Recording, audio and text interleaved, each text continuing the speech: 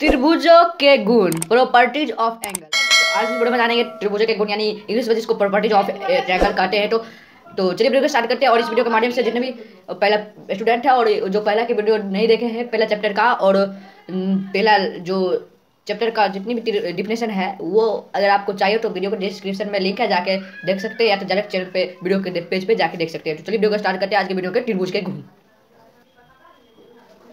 पहले देखिए भूमिका क्या है। पिछली कक्षाओं में हम रेखाखंड, कोनों व त्रिभुज के बारे में विस्तार पूर्वक अध्ययन कर चुके हैं। त्रिभुज के गुणों के बारे में जानने से पहले हमें त्रिभुज को पुनः एक बार समझ लेना चाहिए।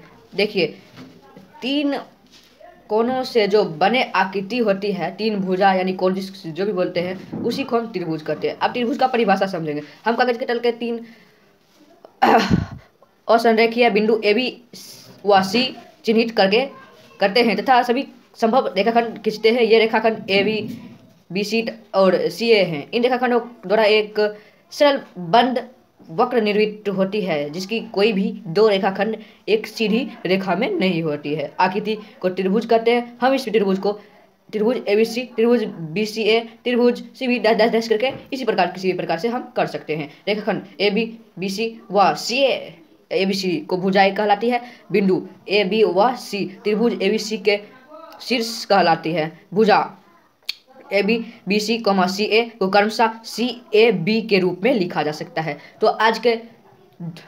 आगे बढ़ते हैं वीडियो के।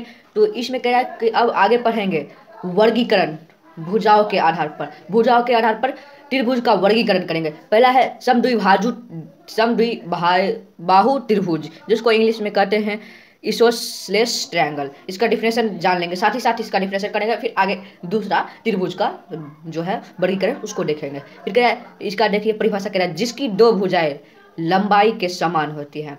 समद्विभाजित त्रिभुज को ये देखिए, जिसकी दो, यहाँ देखिए 3 सेंटीमीटर 3 सेंटीमीटर, इसका जो दो भुजाएं हैं आमने सामने के जो भी मान सकते हैं वो समान है, तो यही समद्विभाजु त्रिभुज कहलाती है। फिर 2 नंबर में है समबाहु त्रिभुज, इक्विलेटरल ट्रायंगल इंग्लिश में जिसको बोलते हैं। इसका परिभाषा जान लेंगे, फिर आगे बढ़ते हैं। जिसकी सभी तीनों भुजाएं लंबाई में समान होती है। ये देख लीजिए 4 सेंटीमीटर 4 सेंटीमीटर 4 सेंटीमीटर, तीनों भुजाएं 4 सेंटीमीटर है। इसी को हम समबाहु त्रिभुज और इंग्लिश में इक्विलेटरल ट्रायंगल कह सकते हैं या कहते हैं।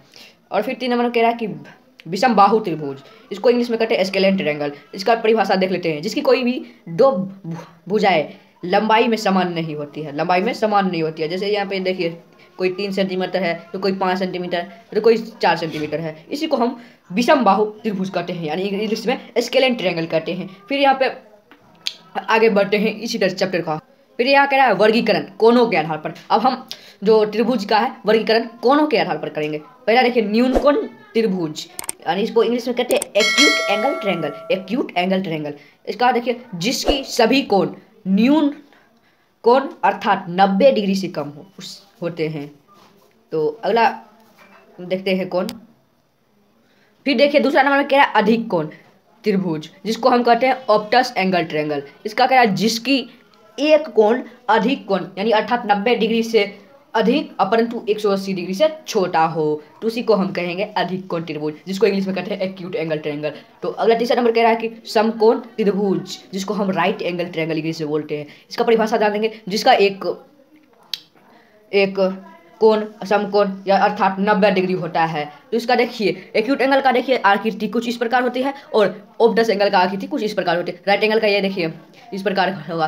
फिर कह रहा है त्रिभुज का परिमाप। तो त्रिभुज की सभी भुजाएं की लंबाई का योग त्रिभुज का परिमाप कहलाता है। माना कि एक त्रिभुज की भुजाएं की लंबाई क्रमशः ए बी व सी है, तब इसका परिमाप 2s ब्रैकेट में और बराबर a प्लस बी प्लस सी। तो यहाँ s बराबर a प्लस बी प्लस सी बटा 2, यानी त्रिभुज का अर्ध परिमाप हो गया। त्रिभुज का अर्ध परिमाप, इसी के सूत्र पर हम जो है हिरोन का सूत्र उसको निकालते हैं। इसी सूत्र पर और हिरोन का सूत्र एक लगता है, दोनों को मिलाकर हम हिरोन का सूत्र का जो होता है उसको निकालते हैं। फिर कह रहा है कि त्रिभुज की मध्यिका। एक त्रिभुज की मध्यिका वह रेखाखंड होती है जो त्रिभुज के एक शीर्ष को उसकी सम्मुख भुजा के मध्य बिंदु से जोड़ती है। यहाँ त्रिभुज एबीसी में डी भुजा बीसी का मध्य बिंदु है, अतः ए बी एक मध्यिका है।